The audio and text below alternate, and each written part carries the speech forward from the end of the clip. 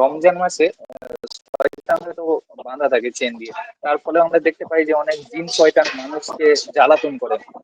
এর কারণটা কি একটু জানাবেন? জি, আপনি যে হাদিসটা উল্লেখ করলেন সে হাদিসটা সঠিক হাদিস, সহিহ হাদিস, বুখারী মুসলিম শরীফের হাদিস, যে রমজান যখন এসে যায় তখন আল্লাহ রাব্বুল আলামিন শয়তানদেরকে আবদ্ধ করে দেন এবং তাদেরকে বেঁধে দেন, যাতে করে মানুষের অন্তরে প্রতারণা বা কর্মের যাতে তারা তারা কুকর্মে উৎসাহিত না করতে পারে, ওই জন্য বেঁধে দেন। তা আপনার প্রশ্ন হলো যে রমজান মাসে যেহেতু শয়তানকে বাঁধানো আছে, তারপরে অনেক মানুষকে দেখতে পাই তারা খারাপ কাজ, মন্দ কাজে তারা জড়িত কেন?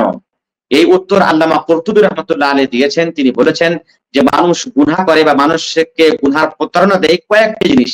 তার মধ্যে এক নম্বর হলো শয়তান, দ্বিতীয় হলো মানুষের আত্মা হলো আম্মারাতুন বিসু, মানুষের অন্তরের মধ্যে একটা অন্তর হলো বা একটা অন্তরের নাম হচ্ছে আম্মারা বিসু, খারাপ কাজের প্রতারণাকারী নফস।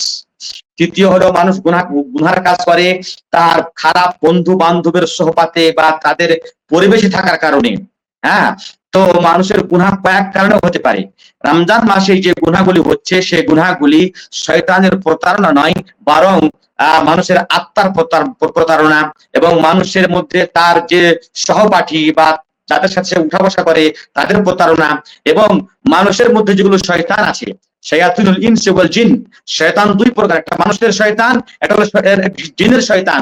তো জিনের শয়তানকে আবদ্ধ করা আছে, মানুষের শয়তানকে আবদ্ধ করা নাই। সুতরাং মানুষের শয়তান অনেক সময়তে মানুষকে গুনহার কাজে উৎসাহিত করে, আর এই জন্য মানুষেরা গুনাহ করে। বুঝা গেল কি যে গুনহার যেগুলো আসবাব বা কারণ, তার মধ্যে একটি শুধু শয়তানকে আবদ্ধ করা আছে, বাকিগুলো খোলা আছে। তো যে গুনাহগুলি হয় ওই সব খোলা আছে, এই কারণগুলির কারণে গুনাহগুলো হয়ে থাকে। জি।